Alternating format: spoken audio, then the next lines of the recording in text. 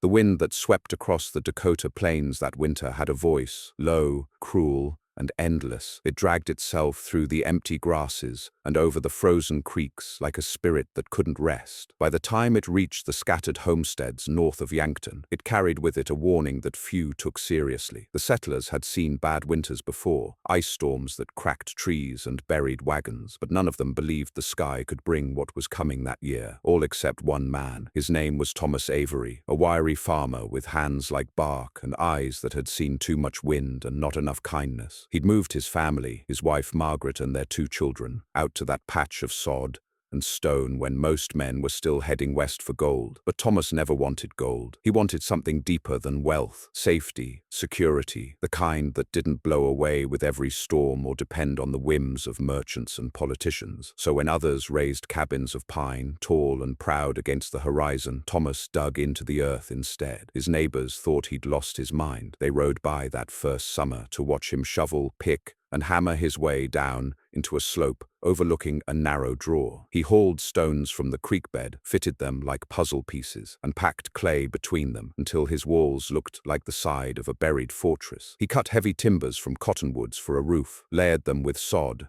and built a smoke hole that vanished into the grass. When the wind swept over his home, it didn't whistle. It disappeared, passing harmlessly above. The men laughed, the women whispered. Children called it the mole hole. Thomas Avery's digging his own grave, one rancher joked at the general store. Might as well carve the headstone while he's at it. Thomas only smiled when he heard it. He'd seen too much in the war to care what laughter meant. He'd watched men freeze in trenches while warm fires crackled just a mile away. He knew the value of earth, the way it held warmth, how it stood against bullets and wind alike. Still, the ridicule stung his wife. Margaret had grown up in Illinois, where homes had windows and sunlight and porches wide enough for rocking chairs. She'd tried to hide her disappointment at first, but sometimes, when she stood at the tiny door leading into their half-buried dwelling, she couldn't help but feel like she was stepping into a tomb. Yet Thomas was patient. He showed her how the walls stayed warm even when frost clung to the prairie. He showed her how the wind couldn't tear at their roof the way it did the cabins nearby. And slowly, when the first hard winter passed and they came through it with less firewood burned than anyone around, she began to see what he'd built. Not madness, but foresight. The others didn't. By the second year, when his children went to play with the neighbor kids, they came home with mud smeared on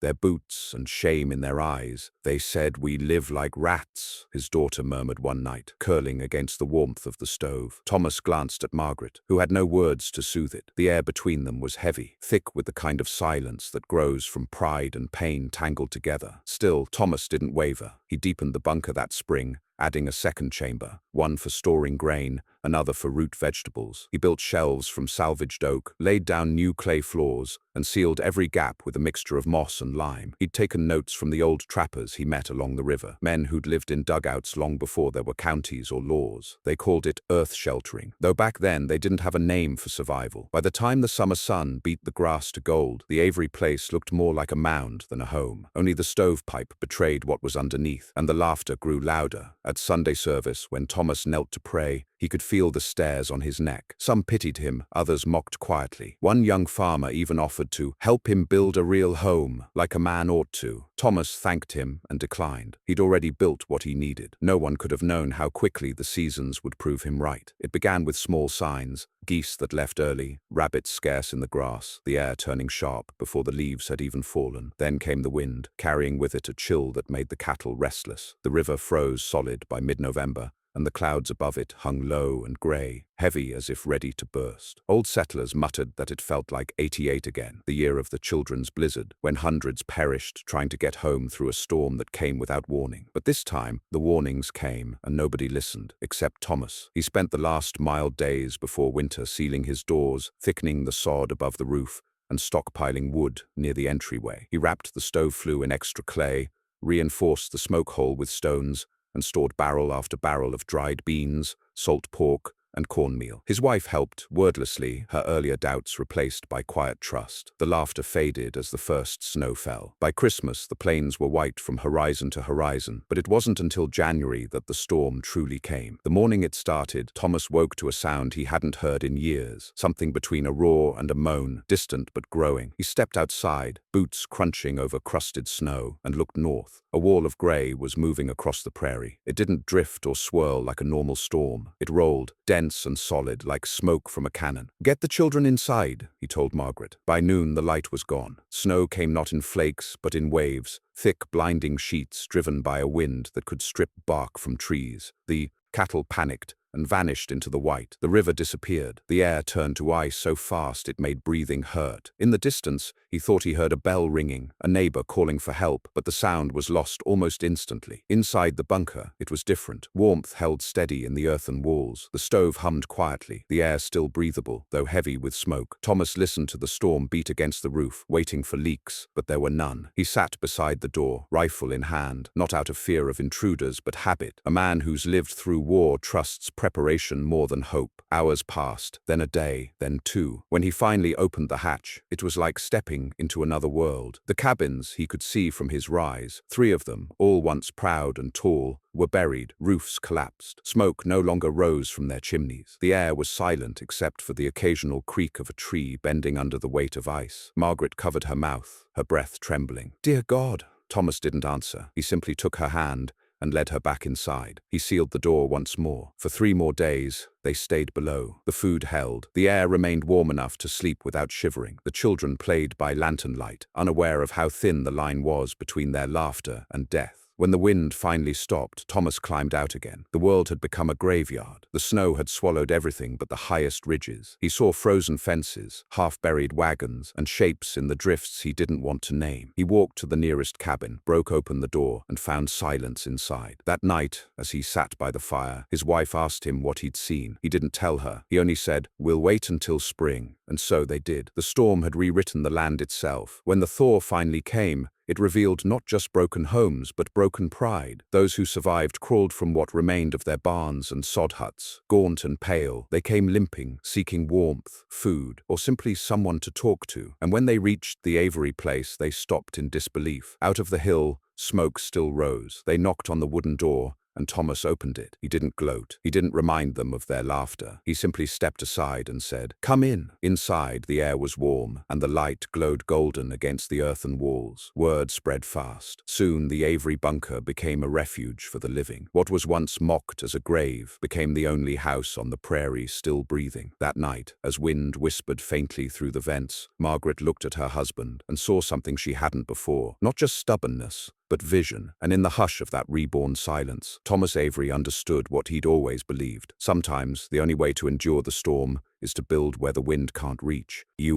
But the winter wasn't done yet. That was only the first storm, and the second would test even Thomas's faith in the ground beneath his feet. When the thaw came that spring, it didn't come gently. The snow didn't melt. It collapsed. The plains turned into rivers, the rivers into lakes, and the earth, drunk with too much water, began to slide. The men who'd survived the storm crawled from their wrecked cabins, their faces thin and eyes sunken. They looked like men who'd aged 10 years in a single season. Thomas Avery watched it all from the slope above his bunker. His land had held, the water ran off rather than in. The grass that had been packed tight over the roof sprouted early and green. His children played outside again, chasing each other around the small rise that hid their home from the world. But there was no laughter beyond their yard. He hitched his old mare and went out to help. What he found broke even his hardened heart. A mile north, the Johnson place was nothing but splintered boards. He found their well half buried and the remnants of a bed frame frozen in the mud. Farther east, the Wilsons' chimney stood like a gravestone in a sea of debris. Only 3 of that family had made it, 2 boys and their mother. They'd spent the worst nights trapped in a barn cellar, burning anything they could find. The boys' hands were blistered from frostbite, their cheeks raw from windburn. Thomas brought them back to the bunker. Margaret didn't hesitate. She opened their home, gave the woman the bed by the stove, and cooked what little they had left of salted pork. The others followed in the days after. By week's end, 12 people were living under the same sod roof. Men, women, and children who'd once laughed at Thomas now sat around his fire in silence, grateful just to have air that didn't bite their lungs. The little rooms grew cramped, but Thomas didn't mind. He'd built those walls thick enough to hold more than just his family. He'd built them for exactly this, for the day when the world outside turned too cruel to bear. Still, not all the neighbors came back changed. There was one man, Caleb Dunn, who hadn't lost as much as he'd lost pride. His cabin had partially stood, the roof sagging but not fallen. He'd always been loud, the kind who filled the general store with his opinions before anyone asked. When he came to see Thomas that spring, he didn't come to thank him. He came to question him. "You think you're smarter than the rest of us, don't you?" Caleb said, standing near the door, his hat dripping meltwater. "Build yourself a hole, hide from the wind, and then act like you knew it all along." Thomas didn't rise to it. "I just built what I thought would keep my family alive," he said. Caleb's lip curled. "And now you've got half the county depending on you, like you're some sort of prophet." Margaret, who was ladling stew into bowls, froze mid-motion. She knew.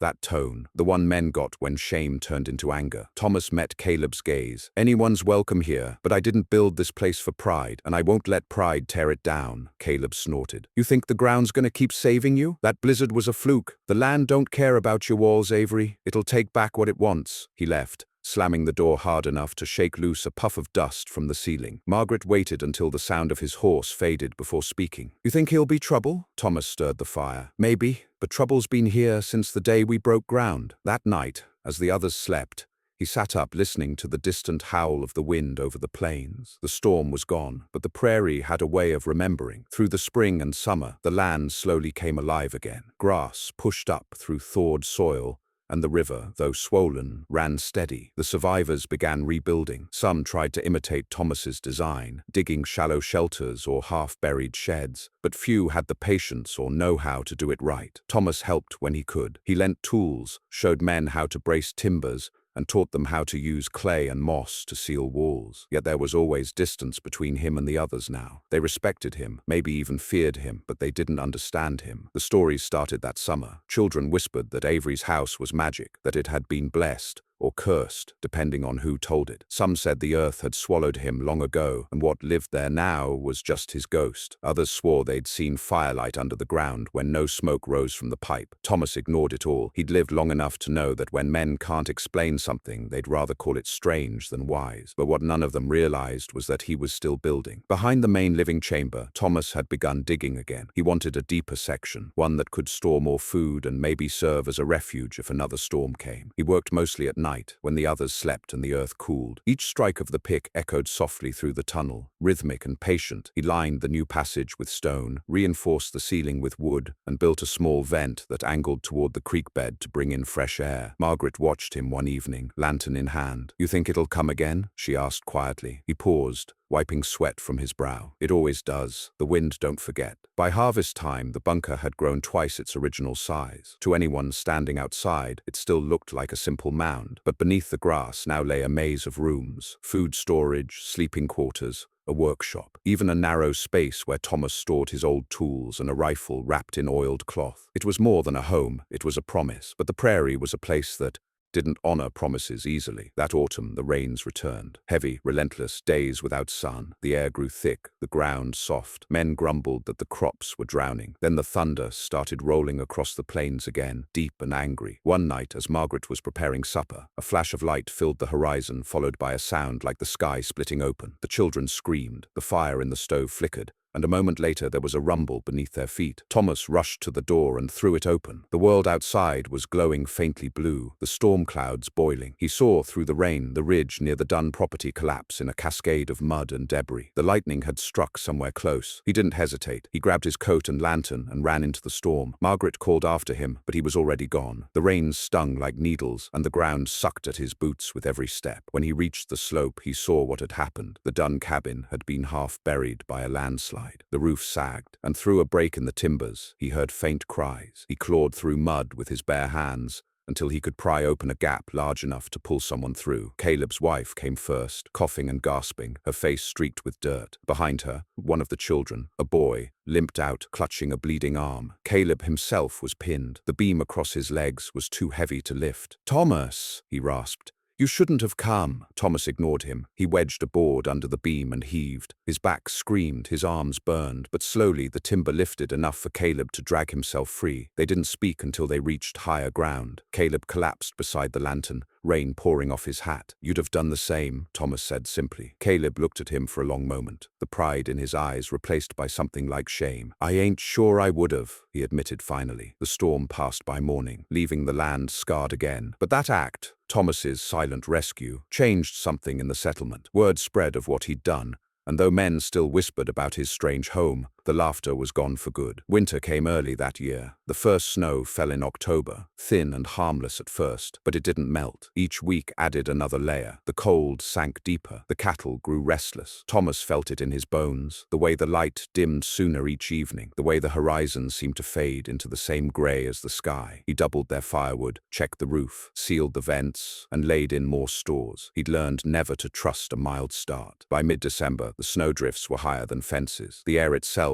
seemed frozen. Then one morning the wind changed direction. It came not from the north but from the west, and it carried with it a sound that no one mistook for ordinary weather. A howl so deep it felt alive. Margaret came to the door, shawl around her shoulders. "Is it another one?" Thomas stared at the sky. The clouds were low and bruised purple. He didn't answer right away. When he finally spoke, his voice was quiet. "This one's worse." He gathered the neighbors who lived close enough to reach him before the storm hit. 12 souls again, Caleb and his family among them this time. They packed what they could carry and followed Thomas to the bunker. Some brought livestock, others tools, but most brought only their fear. By sundown, the wind was shrieking. Inside, the air was thick with breath and anticipation. Thomas moved from room to room, checking the bracing ceiling gaps with rags, making sure the fire burned evenly. The walls groaned softly under the weight of snow piling above, but they held. Outside, the storm arrived in full fury. The wind screamed across the plains like a beast unchained. Snow filled every hollow, buried every door,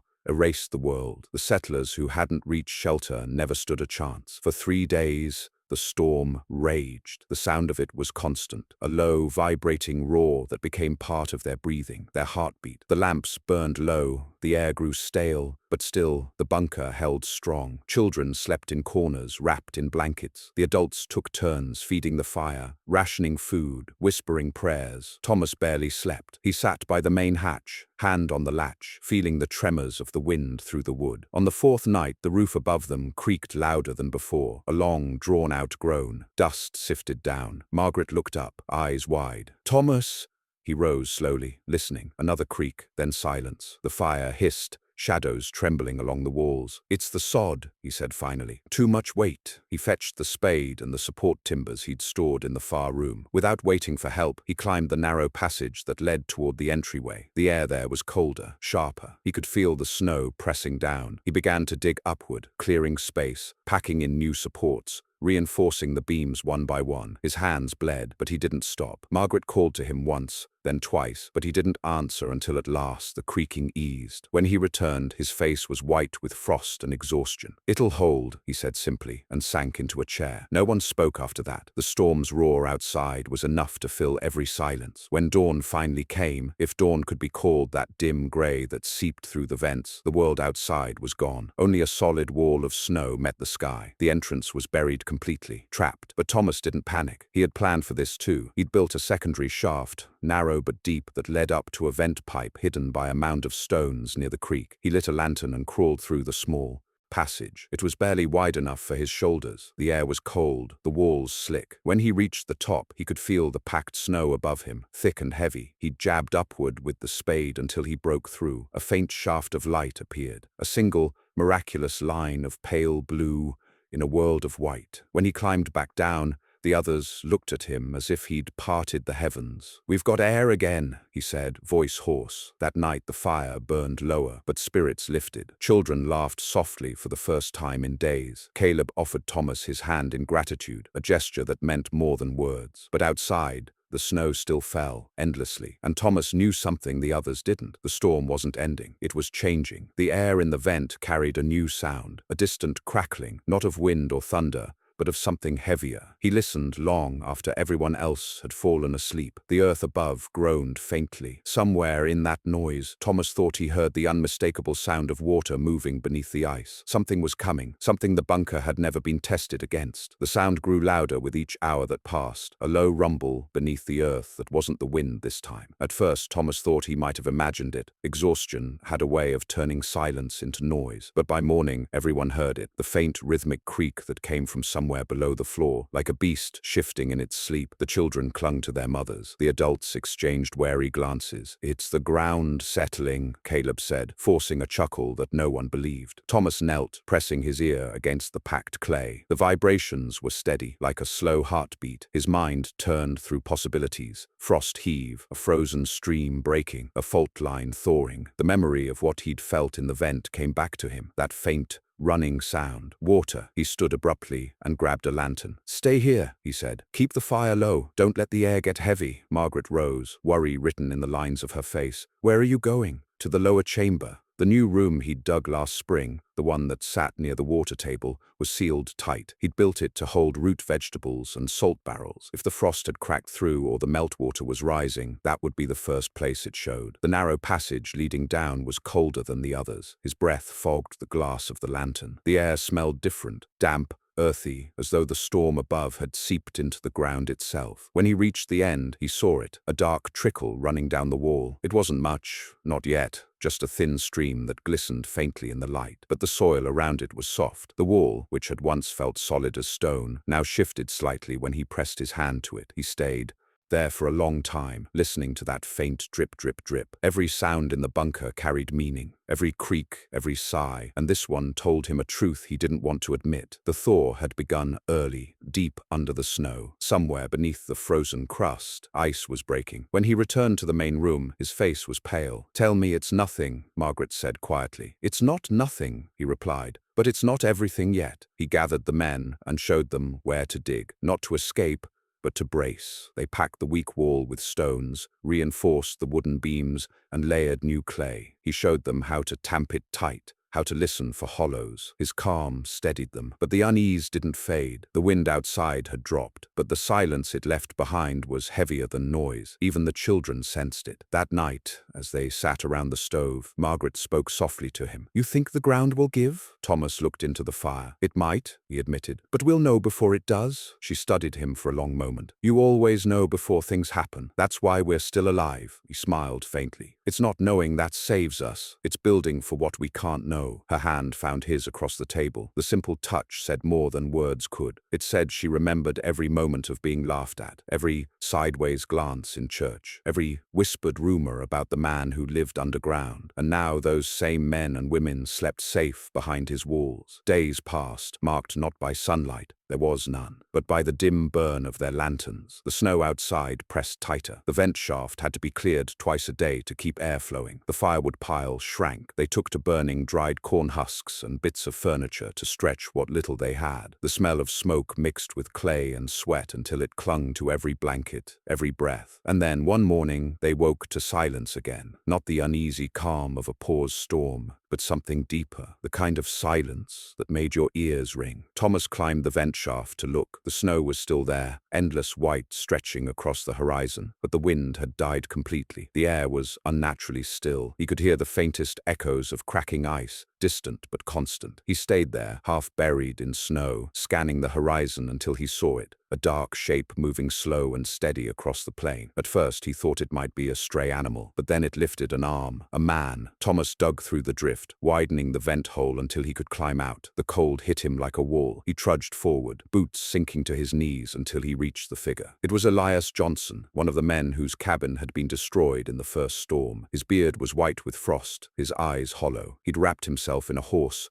blanket, frozen stiff. "Thomas," he croaked, You're alive." "Come on," Thomas said, taking his arm. "We'll get you inside." "No," Elias whispered, shaking his head weakly. There's others." Thomas looked past him and saw what he hadn't noticed before, a sled half buried in the snow, two shapes on it, motionless, a woman and a child. He felt the air leave his lungs. They dug together, working until their hands bled, but it was too late. The cold had taken them hours before Elias ever reached the bunker. By the time they got him inside, the others had gathered near the door. Caleb helped Thomas lower Elias onto a cot. Margaret pressed a cup of broth to his lips. "They didn't make it," Thomas said quietly. Elias stared into nothing. "They said the storm was over," he murmured. "The The sky cleared for half a day. We thought we could make it to the river. No one spoke. The silence that followed was the kind that left scars. That night Thomas couldn't sleep. He sat by the dying fire, thinking of Elias's words. The sky cleared. The storm had eased, yes, but the land beneath them was changing. The river, the sound of water. He rose, took a lantern, and went back to the lower room. The dripping had grown louder. When he touched the wall, it gave slightly, as though the earth itself was breathing. He realized then what had happened.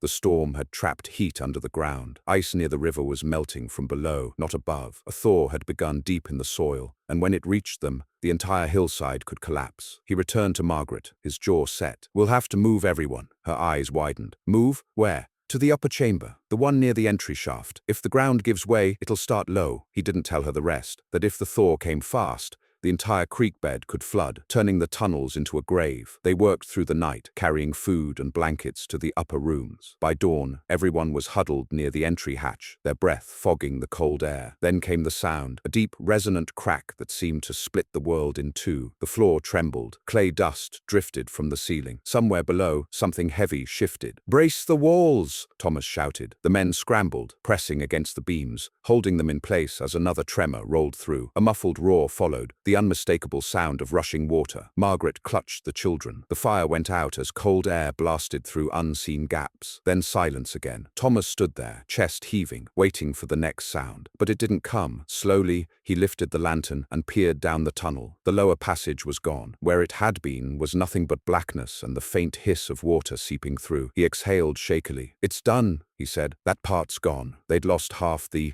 bunker, but the main chamber still held. The supports had done their job, for now. In the following days, they rationed everything tighter. The air was colder now, the earth above no longer insulating as well since part of it had collapsed. Frost began to creep along the walls, delicate white veins that glittered in lamplight. Elias recovered slowly, though his eyes never lost that haunted look. One night, as Thomas was checking the vent, Elias spoke without looking up. "You ever wonder why it's you that keeps living when others don't?" Thomas paused. "Every day," Elias nodded. "Maybe God don't spare men. Maybe he just gives them more to carry." Thomas didn't argue. There wasn't anything left to say. As the days blurred together, time lost meaning. The storm outside raged again, not as violent, but relentless. Food dwindled. The children grew pale. The air inside felt heavy, thick with breath. Thomas knew they couldn't stay buried forever, but the thought of venturing out into that wasteland turned his stomach. Still, he began to plan. He studied the vent, the direction of the wind, the slope of the land above. If they could dig a secondary exit higher up the hill, they might reach daylight before the spring thaw turned the ground into a trap. When he told the others, there was silence. Then Caleb spoke. "You saved us once, Avery. We'll follow you again." And so they began. By lantern light, they dug upward. It was slow work. Every foot of snow and frozen clay took hours to carve. They rotated in shifts, keeping the fire alive while others dug. The air grew colder as they climbed, but the promise of open sky gave them strength. At last, on the 5th day, they broke through. The first shaft of light that pierced the bunker was blinding. Pure white, cold as glass, but beautiful. The children cried. Margaret laughed, the sound of it echoing through the earthen walls like a hymn. Thomas climbed up first. When he reached the surface, he stopped dead. The landscape before him was unrecognizable. The world had been wiped clean. No fences, no cabins, no tracks, just endless white hills, rolling like frozen waves. In the far distance, black shapes marked where trees once stood, now encased in ice. He turned in a slow circle, searching for something familiar. There was nothing. Then he saw movement. At first, just a flicker, a shadow crossing the snow. Then another. People. A handful of figures trudging through the drifts, bent low, faces wrapped in rags. Survivors. Thomas called down to the others, his voice cracking. "There's more out here." They emerged one by one, blinking against the glare. The sight of those wanderers staggering across the plain made the impossible real. They weren't the last ones left. When the strangers reached them, one woman collapsed into Margaret's arms, sobbing. "We saw your smoke," she whispered. "It was the only thing left moving." Thomas looked back, toward the bunker, its chimney still giving off a thin line of steam. It stood like a heartbeat in a dead world. But as he looked closer, something caught his eye, a thin crack snaking through the snow above the entry mound. The ground shifted, just slightly. He felt it then, that deep, crawling dread. The thaw wasn't done. The earth was still alive beneath them, and the weight of all that ice was waiting to fall. He turned to the others, voice sharp. "Get what you can carry. We can't stay." Margaret's eyes widened. "You mean leave the bunker?" "Yes," he said, "before it buries us for good." Behind him, the ground groaned again, long and low, like the breath of something waking. The sound started as a murmur in the snow, a subtle groan that rolled beneath their feet like a warning from the earth itself. Thomas froze mid-step, his boot half sunk in the drift. He knew that sound. It wasn't just the thaw, it was movement, pressure. The hillside that had sheltered them for months was starting to come alive, shifting from frozen stillness to something heavy and dangerous. "Move!" he shouted, voice slicing through the brittle air. "Now!" The others hesitated for only a second. Then chaos took hold. Mothers grabbed children, men stumbled for the packs, everyone moving at once. Caleb shouldered a sack of food, shouting orders to no one and everyone. Margaret clutched their boy and girl against her, her breath a white cloud of fear. Behind them, the snow gave a sound like a sigh, and then a crack loud enough to shake the sky. Thomas turned in time to see the ground tear open, where the bunker entrance had been. The mound that once hid their home slumped in on itself, swallowing the wooden hatch, the stovepipe, everything. A spray of snow and dust filled the air, shimmering in the pale light before settling into silence again. For a heartbeat, no one moved. They just stared. It was gone. The bunker, everything Thomas had built with his hands, everything that had kept them alive, had vanished beneath the weight of its own salvation. Caleb was the first to speak. "If we'd waited another minute," Thomas nodded, unable to find his voice. He felt hollow. He'd dug that earth with purpose, shaped it to resist the world above, and now the world had simply taken it back. But there was no time for mourning. The air was warming fast. Not warm enough to comfort, but enough to turn snow into water. Rivers would soon form where none had been, and if they stayed on low ground, they'd drown before they ever starved. He pointed toward the ridge to the west, a dark line of rock barely visible through the haze. "We move that way," he said. "High ground, trees for shelter. If we keep together, we can make it." Elias, still pale from his illness, gave a weary laugh. "You make it sound simple." "It's not," Thomas replied, "but it's living." They set off, a small procession against an endless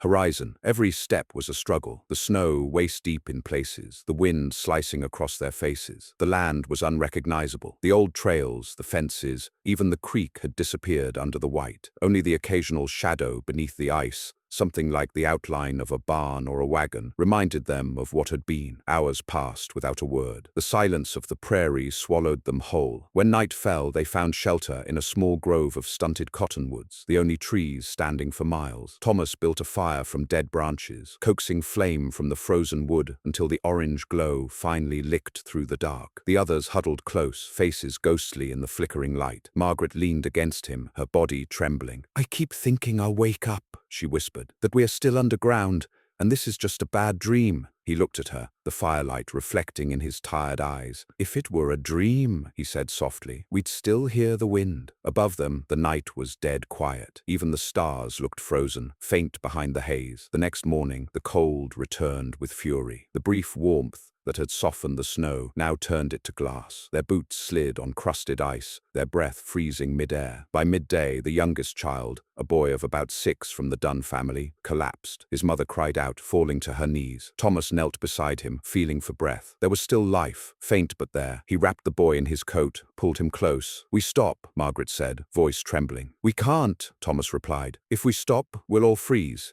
"But he'll die if we move him." Thomas looked at the horizon. A dark shape was forming there, a rise in the land, the ridge they'd been aiming for. "If we reach those rocks," he said, "we'll find cover. I can make a fire there. We just need to move." The mother nodded weakly. She lifted her son, and they trudged forward. When they reached the ridge, Thomas found a shallow cave in the rock. The entrance was half filled with snow, but it was enough. They cleared space, built a fire at the mouth, and huddled inside. The smoke curled upward, disappearing into cracks in the stone. The boy stirred, whispering something Thomas couldn't hear. Margaret pressed a hand to his forehead. "He's burning up," she said. Thomas felt the old helplessness rise in him, the same feeling he'd known in the war, when men died with no reason but time and cold. He sat beside the fire, staring into the flames, thinking of the bunker and its warmth. "Thomas," Caleb said quietly, breaking the silence, "you saved us before. You got us through the first storm, but we can't live like this. The land's cursed now." Thomas turned slowly toward him. "The land's always been cursed. We just stopped pretending otherwise." Caleb's jaw tightened. "Maybe, but a man can't dig his way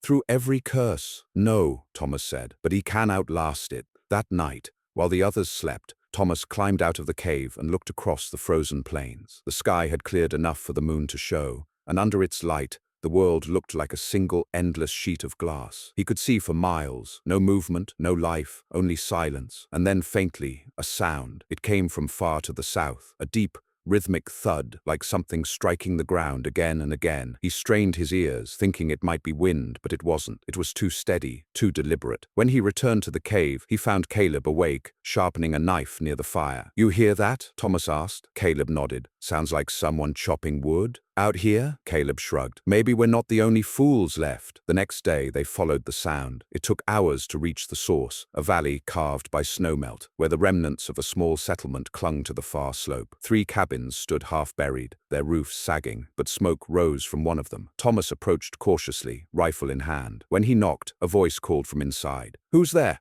"Survivors," Thomas said. "We came from the north." A long pause, then the door creaked open. A man stood there, thin, grey-bearded, eyes sharp as flint. He looked them over, counting their number. "You made it through?" he asked. "We did," Thomas replied. The man stepped aside. "Then come in before the wind changes its mind." Inside, the cabin was dim and warm. A fire crackled in the hearth, and the smell of boiled corn filled the air. 2 women and an old man sat near the fire, their faces gaunt but alive. "We thought we were the last," one of the women whispered. Thomas shook his head. "There are more, scattered. Some didn't make it." The grey-bearded man studied him. "You're the one they talk about, aren't you? The man who built under the ground." Thomas stiffened. "I was. I heard about you," the man said. "Said you lived like a mole till the storm passed." He gestured to the window, where snow still pressed against the glass. "Looks like you had the right idea." Thomas said nothing. His eyes drifted to the corner where a small map lay spread across the table. Crude, drawn by hand, but showing rivers, ridges, and a mark to the south labeled Township Road. "You've been out there?" he asked. The man nodded. "Before the storms.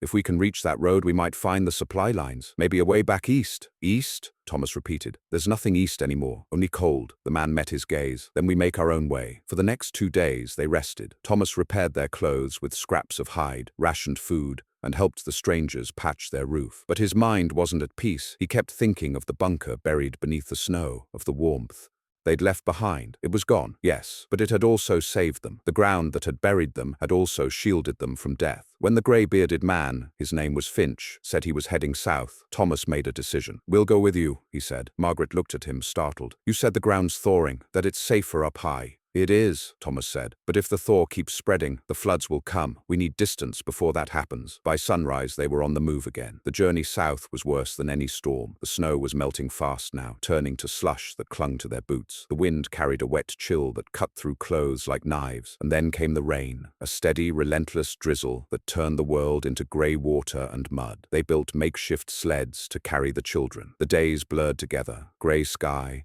grey earth, grey hearts. At night, they slept in hollows carved into the snowbanks, wrapped in blankets that never dried. Food ran low, firewood was impossible to find. On the 4th night, Elias collapsed mid-step. Thomas caught him before he fell. "I can't," Elias gasped. "I can't walk anymore." Thomas knelt beside him, the rain pattering against his hat. "You'll walk," he said quietly. "You'll see the spring come." But Elias only smiled, faint and tired. "You said the same thing last time." When he didn't rise the next morning, they buried him under a cairn of stones. Margaret whispered a prayer. The children didn't look back. The next week blurred into a fog of exhaustion and hunger. Every hour felt stolen. But then, one morning, as they crested a low ridge, they saw it, smoke rising in thin curls from beyond a frozen river. Civilization, or what was left of it. They crossed the ice carefully, the surface groaning beneath their boots. On the far side stood a small trading post. 3 buildings, half broken but still standing. The sign over the door was faded, but the letters were clear enough. Whitley's Depot. Thomas almost laughed from relief. "We made it," he said. Inside, a handful of people sat huddled near a fire. They stared as Thomas's group entered, thin, frostbitten, eyes hollow but alive. "Where'd you come from?" one man asked. "North," Thomas said. "From the plains." "The plains?" The man's face paled. "No one's left up there." Thomas looked around the room, at the food on the shelves, the warmth of the fire, the sound of life returning. "Some are," he said softly, "and they'll come when the thaw lets them." He didn't stay long by the fire. He stepped outside, watching the grey sky begin to clear. The air had that sharp, metallic scent that comes just before true spring. The land was scarred, yes, but alive. Margaret came to stand beside him. "You think we'll ever go back?" He looked north, where the horizon met the clouds. "Back to what?" "To the bunker," she said quietly. Thomas shook his head. "The Earth's keeping it now. Maybe that's how it's meant to be." She slipped her arm through his. "It saved us." "It did," he said, "and that's enough." But as the wind shifted, carrying the scent of wet soil and thawing grass, Thomas felt something stir deep inside, a knowing that the land wasn't done testing them. The snow might melt, the rivers might rise, but the prairie never gave back what it took. And somewhere beneath that endless white, buried deep under the ground, his bunker still stood, dark, silent, and waiting. The snow had melted into a strange, colorless world, one where the land itself seemed unsure whether to live or die. The plains that once rippled golden with grass now lay drowned beneath sluggish gray water. Every depression became a pond, every ravine a river. The air reeked of thawed earth and rot. At Whitley's depot, the survivors had found something like rest, but not peace. The building creaked with every gust, and the constant drip from the roof was a reminder that even the wood above them was giving up. The trading post had become a camp of sorts, 13 souls, counting the Averys, clinging to a place that wasn't meant for this many hearts or this much grief. Thomas rose each morning before the others. He'd step outside into the damp chill, scanning the horizon for signs of spring. But the world stayed grey. The sun was a pale coin that never rose high enough to give warmth. Every sound carried far, the splash of meltwater, the distant groan of ice breaking on the river, and sometimes, faintly, the echo of something shifting beneath the mud. On the 5th morning, Caleb joined him. The man's face looked older now, his beard shot through with white, his shoulders stooped from weeks of hunger and cold. "You still thinking about going back north?" Caleb said. It wasn't a question. Thomas didn't answer right away. His eyes lingered on the distant ridge that marked the direction of their old homestead. Somewhere beyond that ridge, buried deep under snow and silence, lay the bunker that had saved them. "It's still standing," he said quietly. "I can feel it." Caleb gave a dry laugh. "You and your feelings. I used to think you were just stubborn. Now I think you're part of that earth you hide in." Thomas glanced at him. "Maybe I am. It's the only thing that never lied to me." Caleb followed his gaze toward the horizon. "If it's still there, maybe there's food in it. Tools. Things we could use." "That's what I've been thinking." Margaret didn't like the idea when he told her later. "We just got here," she said, her voice sharp with worry. "The ground's still soft. The rivers aren't done rising. You step out there now and the land will swallow you." Thomas took her hand gently. "We can't stay here forever. The depot's almost out of food. If we can reach the old place, there's enough there to keep everyone alive until real spring comes." She looked at him, eyes glassy with fear and understanding. "Then I'm coming with you." He started to protest, but she shook her head. "You think I'll stay here wondering whether you made it or not? I've buried enough waiting." So it was decided. At dawn the next day, Thomas, Margaret, and Caleb set out. The sky was a low ceiling of white, and the air felt thick, heavy with moisture and memory. Each step north took them closer to what they'd left behind, but also deeper into the aftermath of winter's wrath. They passed what had once been a line of homesteads. Now nothing remained but splintered beams sticking out of the mud like broken ribs. In places, the snow was still knee-deep. In others, the ground sucked at their boots. They walked in silence, stopping only when the weight of the sky felt too heavy to bear. By midday, they reached the ridge. From there, Thomas could see the faint rise where the bunker had been, a small mound now half collapsed, streaked with meltwater. He felt his chest tighten. It wasn't just a structure to him. It was years of work, of ridicule, of patience and proof. It was the one thing he'd ever built that had done exactly what he meant it to do. They descended slowly, the ground slick with thaw. When they reached the mound, Thomas knelt, brushing away the slush with his gloved hands. The roof had caved in completely, but part of the wall still stood, stone fitted tight, clay still clinging between the seams. He dug with his bare hands until his fingers went numb. Then the tip of his shovel struck wood. He scraped away mud until the outline of a door appeared, its frame warped but intact. Caleb crouched beside him. "You sure it's safe to go in?" Thomas looked at the dark gap. "Safe," he gave a faint smile. "It was never meant to be safe. It was meant to endure." They pried the door open. A rush of stale air escaped, damp, musty but breathable. Thomas lit a lantern and descended. The earthen steps were slick, the walls sweating moisture, but they held. When the light reached the main chamber, he stopped. It was all still there. The shelves had collapsed, and the barrels were half sunk in mud, but the structure itself, stone, timber, clay, remained. The stove was tipped over, but the iron hadn't rusted through. A few jars of dried beans lay scattered on the floor, their contents still dry beneath the broken glass. Margaret stood beside him, eyes wide. "It's like it's been waiting for us." Thomas ran his hand along the wall. "It never stopped doing what it was built to do. It kept its promise." They spent the next few hours salvaging what they could. Tools, tinware, scraps of dry food, anything useful. Caleb found a small box near the corner, sealed with wax. Inside were letters, Margaret's handwriting, faded but legible. She looked up at Thomas, tears threatening to fall.